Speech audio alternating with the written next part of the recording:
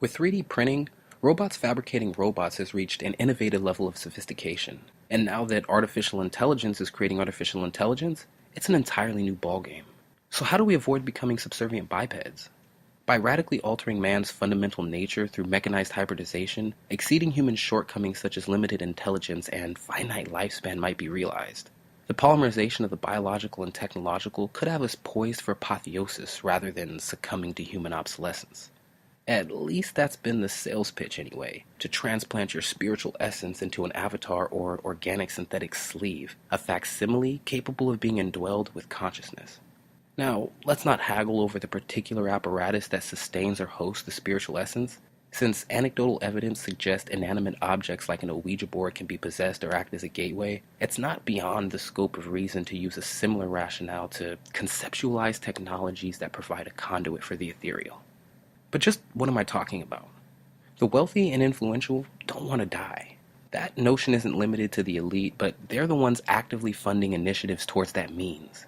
They want to be able to change bodies, change vessels, like you can swap the SIM card in a phone. Basically, they want to upload themselves to the cloud, and in order to do that, they have to establish the appropriate network to sustain such a connected hive. In other words, you aren't going to have an armada of cybernetic avatars or a database of digitized consciousness without a suitable framework in place to sustain proper functionality. This is where 5G comes in. It's military-grade technology which operates using millimeter waves, a type of radio wave, and it's the next milestone of the Long-Term Evolution Network, or LTE. The standardization of 5G roughly began in 2011 with the initial inception of 4G and is expected to attain commercial momentum circa 2020. According to Verizon, states like California and Florida are going to be preliminary staging grounds. But if you've been following 5th generation news, then you know integral components are already in place, such as beamforming, small cells, and massive input, massive output, or MIMO for short. Try to understand, 5th gen is more than expanding bandwidth real estate and spectrum space. Sure, they need appropriate fluidity to ensure telecommunications traffic and data transfers, but its infrastructure suggests this technology is possibly accompanied by additional applications. Wireless frequencies can be configured to achieve a wide range of effects, including altering the conscious mind of a mammalian species. Just one of the examples demonstrating this is MKUltra, a declassified project in hearing, courtesy of the US government and affiliates, where in one of the experiments a monkey was put to sleep with radar. The implications will become clear shortly. Unsurprisingly, current data transfer techniques are already known to adversely affect those with frequency sensitivities. This means the questionable, possibly carcinogenic radiation and frequency bombardment is inclined to grow under 5G's commercial rollout, as well as the potential for shifting the cognition of the public. And let's just be clear here, that's mind control. While we're on the topic, the weaponizing and directing of this energy might offer alternatives to the uncharacteristic behavior some individuals undergo prior to shootings or other violent instances which are normally attributed to drugs or psychosis. See what I mean by implications? Now, let me quickly mention an important tie-in: stratospheric aerosol injections.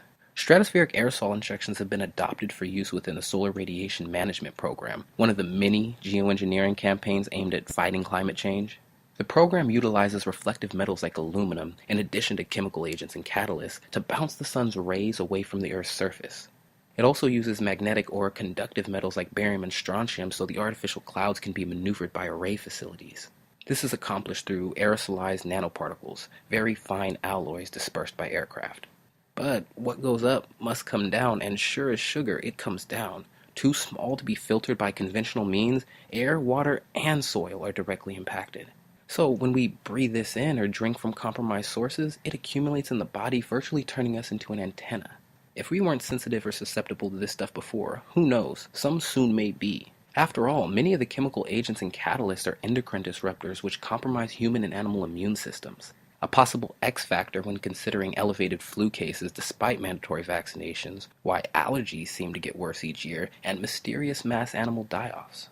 Some might take it a step further and say these trails exacerbate or even cause illness altogether. Speaking of illness, let's talk about why 5G might pose some health risks. 5G, Wi-Fi, and other general telecommunication devices emit different types of radio waves.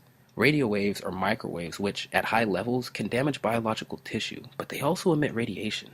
Research and study groups like the Bio Initiative were able to measure significant amounts of radiation from less than 20 minutes on a cell phone. Another emission to contend with is ionizing radiation, which breaks down molecular bonds and displaces electrons. Something to note about radiation is that water tends to be relatively good at absorbing it. Interestingly enough, the human body is composed of a significant amount of water. See, more and more studies are beginning to reveal potential dangers. However, the research is murky, and I'll tell you why I think that is. Certain companies are sometimes willing to subvert ethics, morals, and even laws to protect financial interests. We saw this when tobacco and alcohol industries shamefully funded efforts to obfuscate or discredit certain data if it wouldn't pan out fiscally.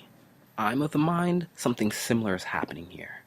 If we do a little 2 plus 2, I don't think it's hard to plug in certain scenarios. Touchless, traceless mental manipulation along with microwaving and irradiating a population are just a few of the possibilities.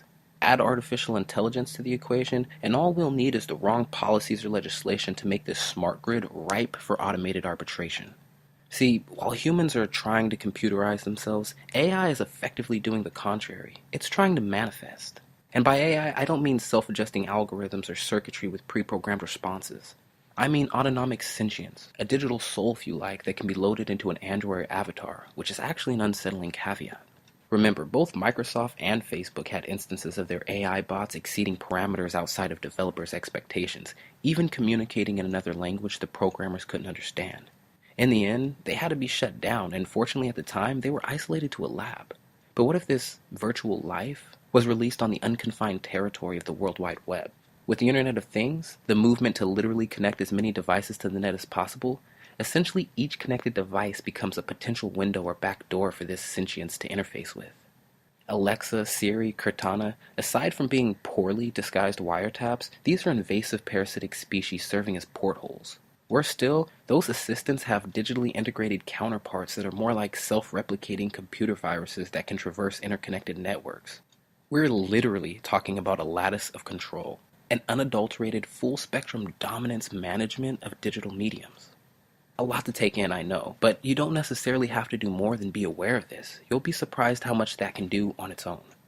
If you do want to take action against it, I recommend a heavy metal detox, research, intermittently distancing yourself from areas densely saturated with wireless energy, and of course, if nothing else, the full armor of God.